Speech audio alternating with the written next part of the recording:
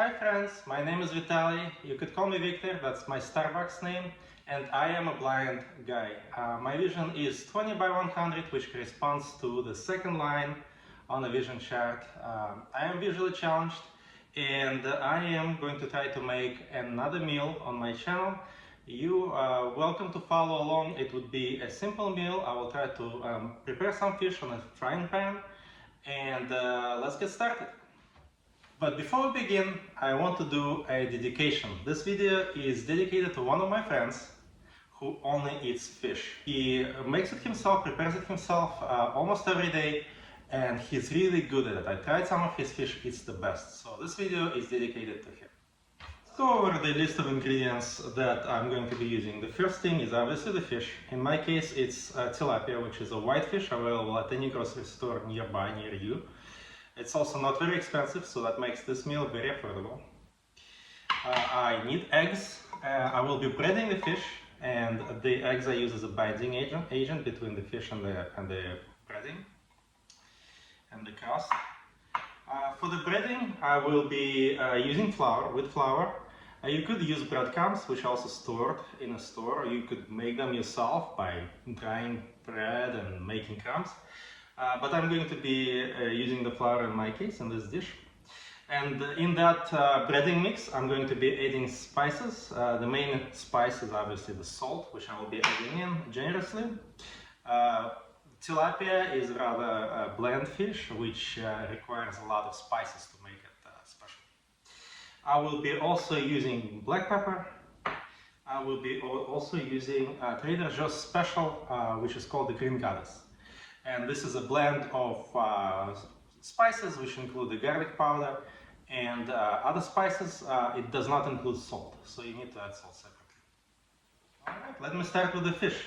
So I'm going to put one of those fish fillets onto the cutting board to work with.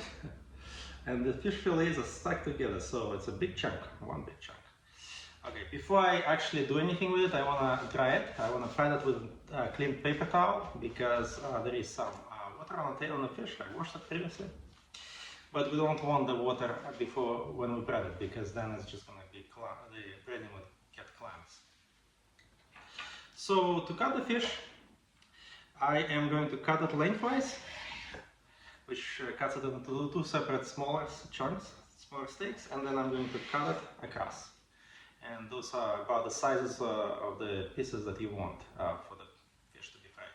So I'm going to put the cut pieces into this plate here.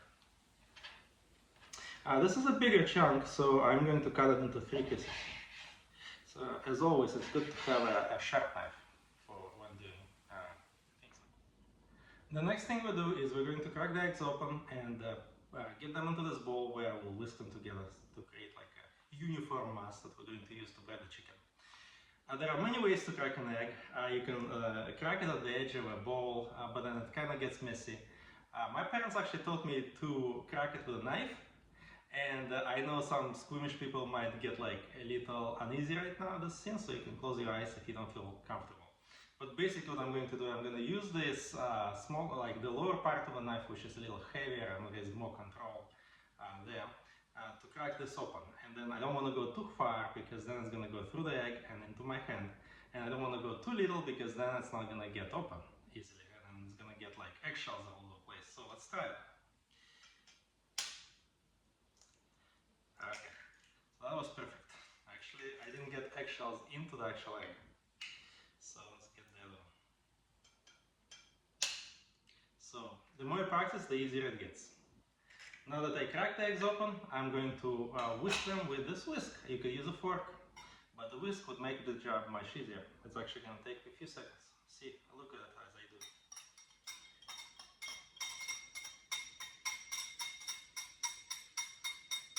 And that's it, it's pretty much done. So I don't want to put this on the table, it's put an egg on it, so I'm going to put it here. Now that we prepared all the ingredients, now we're going to actually make the breading mix with flour as a base, and we're going to add some spices, which I mentioned before, which is the salt, black pepper, and the Green Goddess from Trader Joe's. And I'm going to start with the flour. We want a little bit, quite a bit of it, I want to make sure we're careful not to get, make a mess with the flour, because it's so thin it would fly all over the place. So let me just get the flour here, close it, close the container so we don't knock it over. We're gonna add quite a bit of salt to the mix, again because that makes the meal taste really well. Any meal would be better with salt. And then we're going to add some black pepper. I'm going to use the black pepper meal. You can crush black pepper some other ways, with your fist, if you're strong enough. And then I'm going to add some green goddess from Trader Joe's, which is the special ingredient. And again, I'm going to be generous with it. So I am going to mix it in a little bit. Just a little bit, just so it's uniform. And now we're going to bread the fish, the tilapia. I'm going to get a piece of fish. The process here is I'm going to dip it in egg as a binding agent, and then I want to make sure that I bread it well on all sides.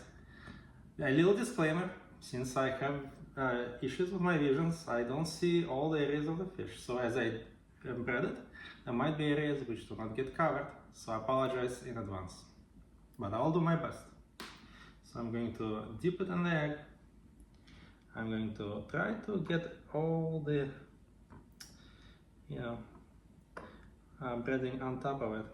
It might have been easier with the breadcrumbs, but I apologize if this thing is not fully covered by breading, but it still tastes good, believe me. So let's do a couple more.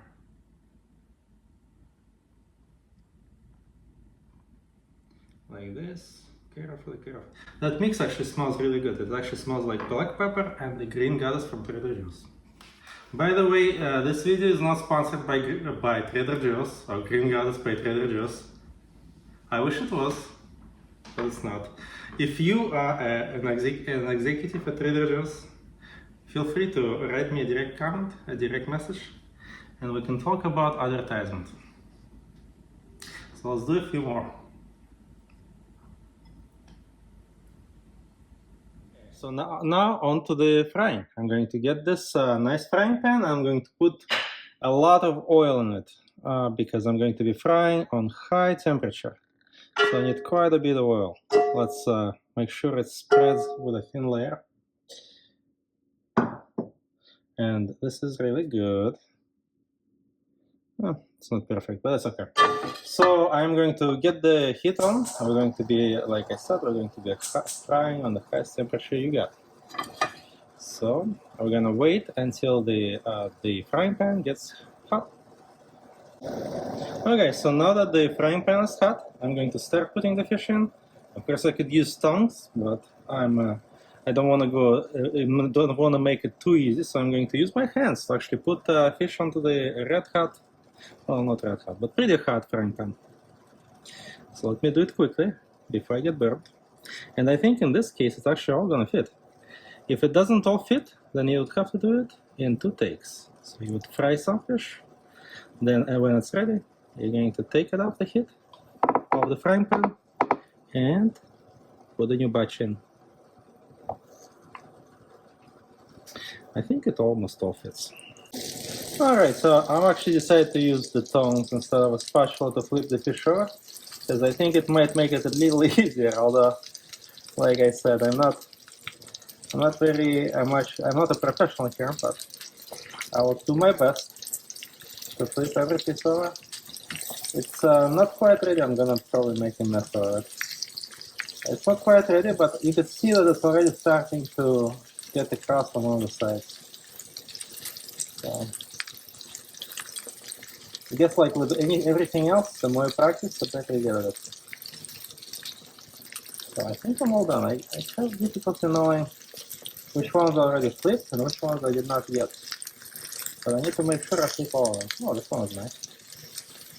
Let's get this little piece here. Alright. Okay, I think that's all. So I'm going to let it fry a little longer, for maybe another 5 minutes. Then I'll see if they're ready, and if they're ready, I'll take them off the plate. And now for the best part of this video, I'm going to actually taste what I've prepared. I obviously couldn't taste it while it was on the frying pan because you can't taste raw fish. But now that it's all done, I'm going to try it. Notice the actual crust on it. That's how lightly breaded fish is supposed to look like. You might expect a thicker crust, but that's because some people use breadcrumbs, which would create a thicker crust for anything you bread, such as fish. And also in a fast food restaurant, when they often deep fry things, not prepare it on a skillet. When you deep fry things, there is more oil in it.